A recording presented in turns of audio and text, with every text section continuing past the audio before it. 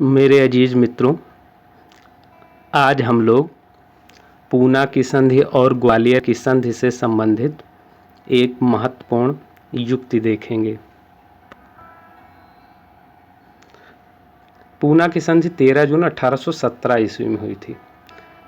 Elphinstone ने बाजीराव द्वितीय से उसकी इच्छा न रहने पर भी 13 जून 1817 ईस्वी को पूना की संधि पर हस्ताक्षर करवाया। इस संधि पेशवा को मराठा संघ की प्रधानता छोड़ देनी पड़ी। उसे गायकवाड़ पर अपने दावों को 4 लाख रुपए में परिवर्तित कर लेना पड़ा तथा उससे आगे मांग न करने की प्रतिज्ञा करनी पड़ी। उसे अंग्रेज़ों को कुमकुम तथा महत्वपूर्ण किलों को समर्पित कर देने पड़े।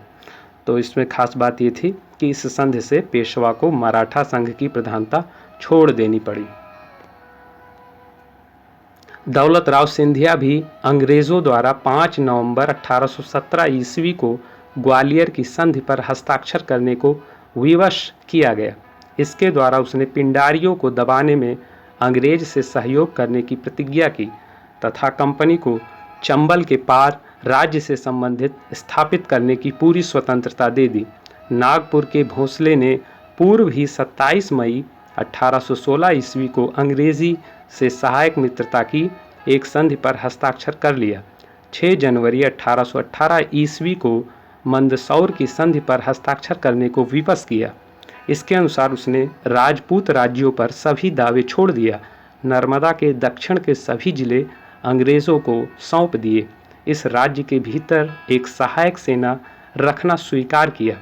अपने विदेशिक संबंध अंग्रेज़ों के अधीन कर दिया तथा धन लोलुप सेनानायक आमिर खां को टोंक का नवाब मान लिया। अब इंदौर में एक स्थायी ब्रिटिश रेजिडेंट रहने लगा। जहाँ तक पेशवा की बात है, किरकी में अपनी पराजय के बाद उसने अंग्रेज से 2 और लड़ाई लड़ी। पहली 1 जनवरी 1818 ईस्वी कोरगांव में तथा दूसरी 20 फरवरी 1818 ईस्वी को अंटी में। वह दोनों में पराजित हुआ। दूसरी लड़ाई में उसका योग्य सेनापति गोरावले मारा गया। बाजीराव द्वितीय ने अंत में 3 जून 1818 ईस्वी सर जॉन मेलकम के समक्ष आत्मसमर्पण कर दिया। बाजीराव द्वितीय को 8 लाख वार्षिक पेंशन पर कानपुर के समीप बिठूर में अपने अंतिम दिन बिताने की आज्ञा दी गई। उसका राज्य ब्रिटिश नियंत्रण में ले लिया गया। पेशवा के राज्य से सतारा का छोटा राज्य निकालकर प्रताप सिंह को दिया गया, जो शिवाजी का सीधा वंशज तथा मराठा साम्राज्य का औपचारिक प्रधान था।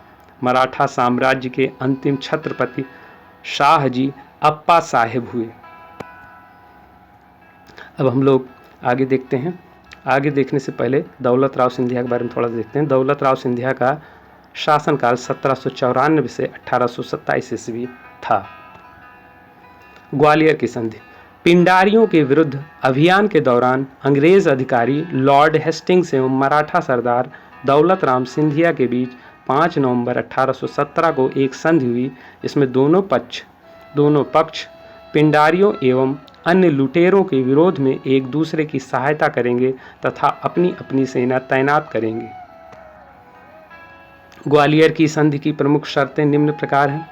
सिंधिया पिंडारियों की पुनः नियुक्ति नहीं करेगा और न कोई सहायता करेगा।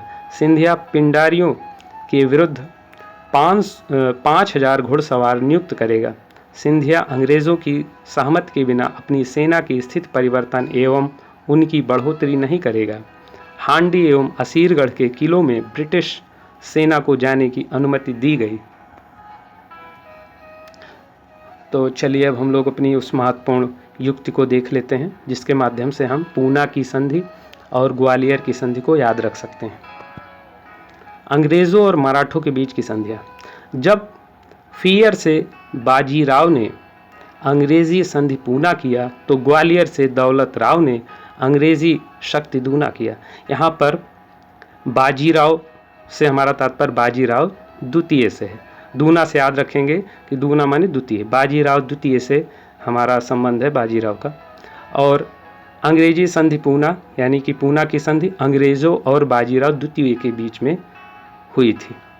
ग्वालियर से दौलत राव द्वितीय की से अंग्रेज़ों की संधि ग्वालियर की हुई थी, यानी ग्वालियर की संधि अंग्रेज़ों और दौलत राव द्वितीय के बीच हुई थी।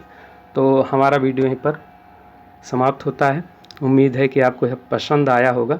अगर पसंद आया हो तो आप इसे लाइक कीजिए, शेयर कीजिए, और अगर आप हमारे चैनल पर नए हैं तो इसे सब्सक्राइब कीजिए। फिर मिलेंगे हम किसी अन्य युक्ति के साथ। तब तक के लिए अपना ख्याल रखिए, पढ़ते रहिए, बढ़ते रहिए। जय हिंद।